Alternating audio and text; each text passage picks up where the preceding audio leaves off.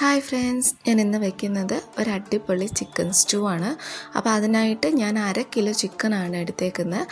അതൊക്കെ കഴുകി വൃത്തിയാക്കി നമുക്ക് ആവശ്യമുള്ള ചേരുവകളെല്ലാം നേരത്തെ തന്നെ അരിഞ്ഞ് റെഡിയാക്കി വയ്ക്കുക. അതിനുശേഷം ഒരു പാനിലേക്ക് ആവശ്യത്തിന് എണ്ണ ഒഴിച്ചു കൊടുക്കുക.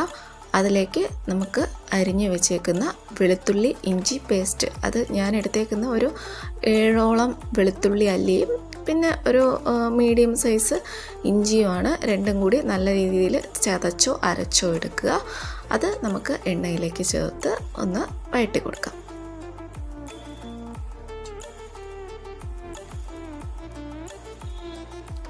അതിലേക്ക് നമുക്ക് പച്ചമുളകും കൂടെ ആവശ്യത്തിന് ചേർത്ത് കൊടുക്കാം. പച്ചമുളക് കുറച്ച് കൂടുതൽ എടുക്കണം, കാരണം നമ്മൾ മുളക് പൊടി ഇതിൽ ചേർക്കുന്നില്ല. അതുകൊണ്ട് തന്നെ പച്ചമുളക് എരിവിനനുസരിച്ച് ചേർക്കാം. ഞാനൊരു 7ഓളം വലിയ സൈസ് പച്ചമുളക് എടുത്തിട്ടുണ്ട്. അതിലേക്ക് നമുക്ക് സവാള കൂടി ചേർത്ത് കൊടുക്കാം. നമ്മൾ സാധാരണ ചിക്കനിൽ ചേർക്കുന്ന അത്രയും സവാള വേണ്ട. ഒരു മീഡിയം സൈസിൽ 2 സവാളയാണ് ഞാൻ 2 ഫുൾ സവാളയാണ് എടുത്തേക്കുന്നത്. അത് രണ്ടും കൂടി നന്നായിട്ട് വഴറ്റി കൊടുക്കുക. അതിലേക്ക് നമുക്ക് ആവശ്യത്തിന് ഉപ്പും കൂടി ചേർത്ത് ഒന്ന് വഴറ്റി കൊടുക്കുക. അധികം വെന്ത് പോകണ്ട, ഒരു ചെറുതായിട്ടൊന്ന് കളറ് മാറി കിട്ടിയാൽ മതിയാവും. അങ്ങനെ നമ്മൾ വഴറ്റി കൊടുക്കുക.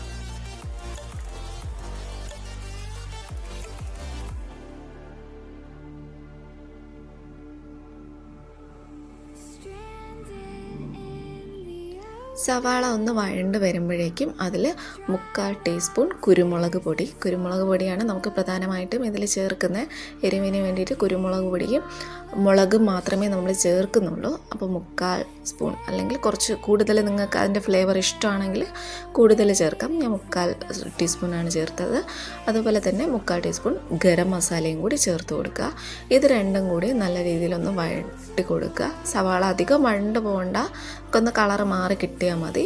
ഇത് ഇത്രയും ഒന്ന് മിക്സ് ആയതിനു ശേഷം അതിലേക്ക് നമ്മൾ എടുത്ത് വെച്ചേക്കുന്ന ചിക്കൻ, 1/2 കിലോ ചിക്കനാണ് എടുത്തേക്കുന്നത്, ഒന്ന് ചേർത്ത് കൊടുക്കാം.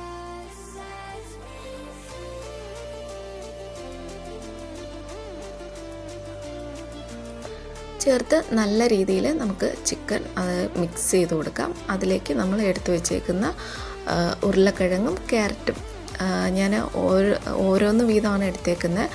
ഒരു ഉരുളക്കിഴങ്ങും ഒരു ക്യാരറ്റും മീഡിയം സൈസിലുള്ള അതാണ് എടുത്തിട്ടുള്ളത്. രണ്ടും കൂടി അരിഞ്ഞ് മിക്സ് ചെയ്ത് കൊടുക്കുക. അതിലേക്ക് നമുക്ക് ചിക്കന് ആവശ്യമുള്ള ഉപ്പ് നമ്മൾ ചേർത്ത് കൊടുക്കണം.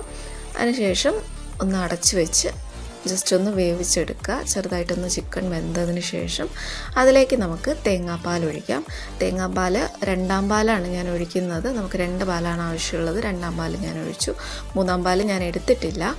ഒരു വലിയ തേങ്ങയുടെ 2 പാലാണ് നമ്മൾ എടുത്തിട്ടുള്ളത്. അപ്പോൾ അതിൽ 2ാം പാൽ ചേർത്ത് ഒന്ന് നല്ലതായിട്ടൊന്ന് തിളപ്പിച്ച് അതിൽ ചിക്കൻ വെന്തൊന്ന് വരുമ്പോഴത്തേക്കും കുറച്ച് അതിൻ്റെ ഒന്ന് കുറുകി കിട്ടാൻ വേണ്ടിയിട്ട് നമുക്കൊരു 6ഓ 7ഓ കശുവണ്ടി ഒന്ന് അരച്ച് പേസ്റ്റാക്കി, കുറച്ച് വെള്ളം കൂടി ചേർത്ത് പേസ്റ്റാക്കി ഇതിലേക്ക് ചേർത്ത് കൊടുക്കുക. എന്നാലേ നമുക്ക് കറിക്ക് നല്ല കൊഴുപ്പ് കിട്ടുള്ളൂ.